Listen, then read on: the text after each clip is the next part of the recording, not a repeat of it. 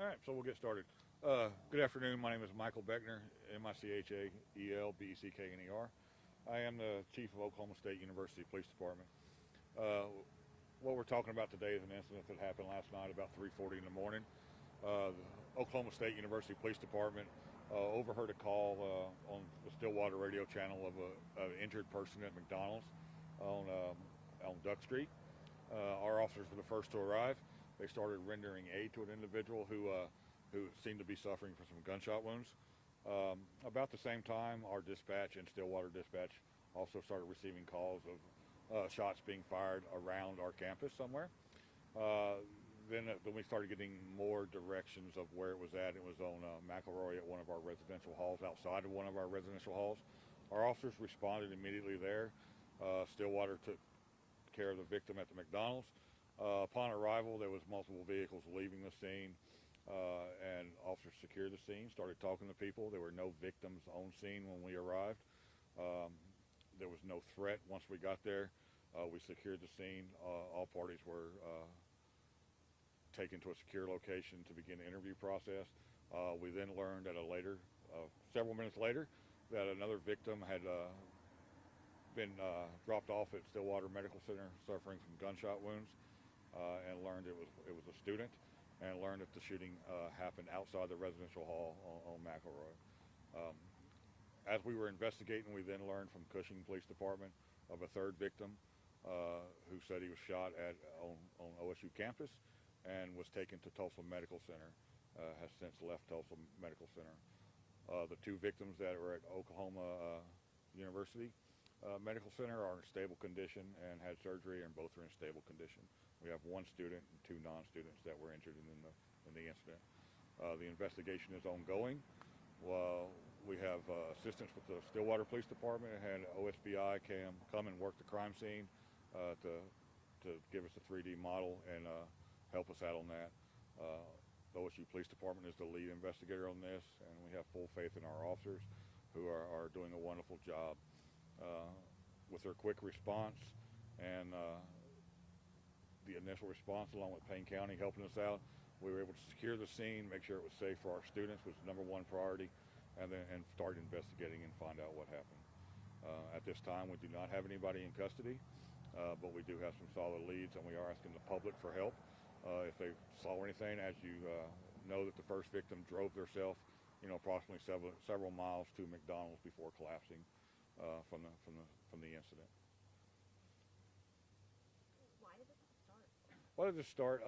What we're gathering, to not go too much into it, there was a party that was off campus at the Payne County Expo Center, and it looks like this was an after party.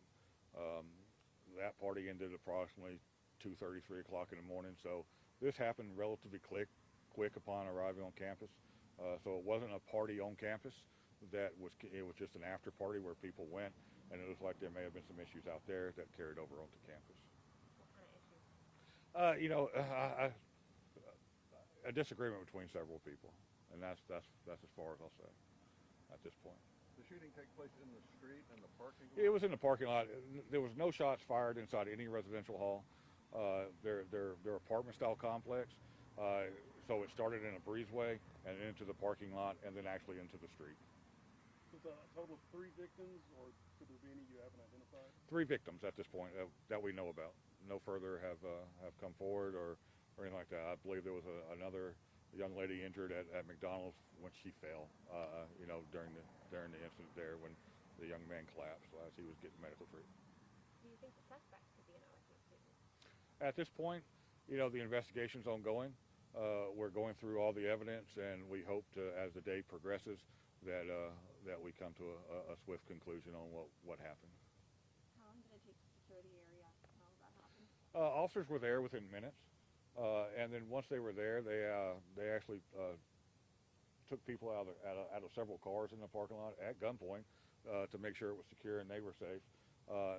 The scene was secure within minutes. And about how many people were in that parking lot? Estimated about 20. And they were all taken, immediately gathered up and actually taken and put in a secure location for their safety and also for the investigation purpose. You said there's no threat to the public, but I guess can you You know what I'm saying. There's no threat to campus. You know, once we get there and you know a suspect is left, uh, we know that it's secure and the students in that area were safe.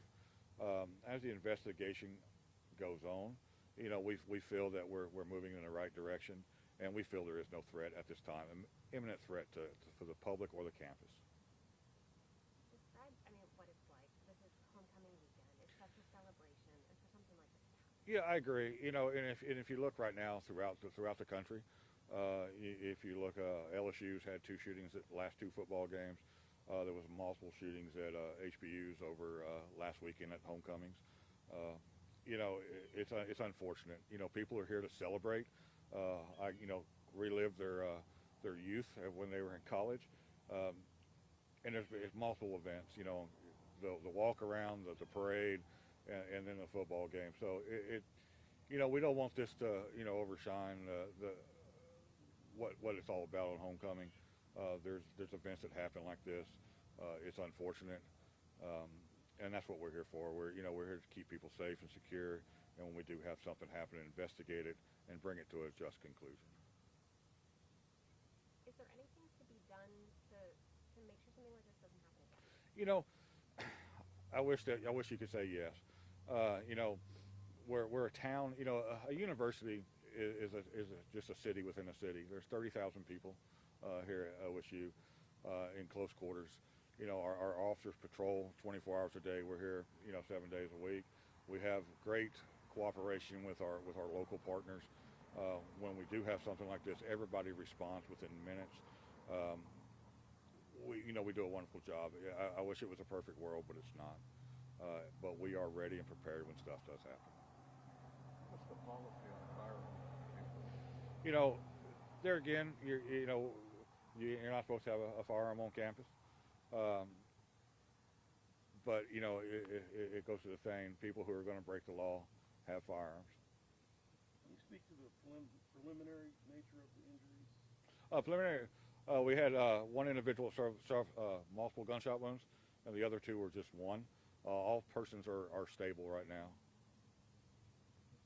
Did anybody get released from the hospital, or are they still in the hospital? We have two that are still in the hospital in Oklahoma City. One checked himself out of the Tulsa hospital. What hospital in Tulsa? St. John's. I'll let Dr. Marsh say something about what we're doing with our students. It's very important that the police and student affairs work together, as we're all here for one purpose, and that is the safety of our students. So, Dr. Marsh. Well, again, Brent Marsh, Brent Marsh. So I'm Brent Marsh. I do serve here as Vice President for Student Affairs, and certainly this incident was not the way we wanted our homecoming weekend to conclude, but we're thankful for the good work of our OSU PD partners and other law enforcement partners who did quickly secure the scene, as you've just heard. And then our priority, of course, is our residents, the safety of our students, particularly those who live in the affected residential facility. Messaging, has already been delivered to them to provide support, to provide resources, and we'll continue to make sure that we're in contact with those students to be sure that they're okay. And obviously, if they have any information, we want them to certainly come forward and speak with law enforcement. But we want to make sure that something this unsettling can be very upsetting, and so that we're here to provide them the support, resources that they need, be that counseling or otherwise. And what exactly are those resources? Certainly, our University Counseling Services is available on the posted hours on their website, and they actually plan to surge staffing a little bit on the next couple of days so that they'll have additional people on hand to provide some appointment times. Also, we have a partnership, which we're thankful is provided through the Oklahoma State Regents for Higher Education for timely care. So that's a 24/7 virtual service that students can connect to and then be connected with a live counselor should they need that kind of support. And then other resources we have here, obviously, just for people to take good care of themselves. Sometimes they just may need to, engage in wellness activities or just talk to someone. And so we want to provide anything and everything that we can to be sure that our students are well taken care of. Who typically resides at that dorm? Do you know about how many could have been there at the time? Yeah, the bed count of that one. By the way, I've been here for about 7 weeks now, so I'm still learning the lay of the land of all of our facilities. It's definitely not one of our largest residential facilities, and so with homecoming weekend, it's you know, imagine that most students were around, being part of all the events for the weekend. So, and that particular facility has sort of different wings, and this particular affected area was Carricker East, 62 beds. So thank you. So up to 62 students could have been, you know, in and around the area, but most of them at that time of night, may have been asleep at 3 in the morning. So. And I don't know if we had calls that even came in from students reporting or not. So, yeah. Okay. This might be a question for Chief or you. What do you say to parents that probably get a little rattled?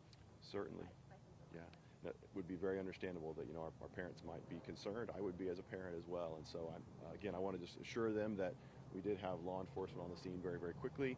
And then as soon as we could have information to share out through social media and other channels, I know that our university communications professionals were doing that to keep the public informed and parents informed. So we appreciate their efforts.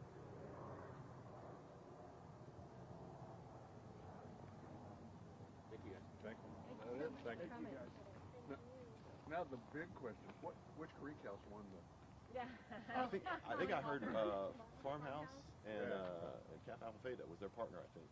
So yeah, they won the door. They were house awesome decks. this year. They were. Is that the one with the bird? They're awesome every year. I know Farmhouse. I'm trying to remember. They had a Garth Brooks, I think, was spinning through. They had three faces that were spinning through, and then they had a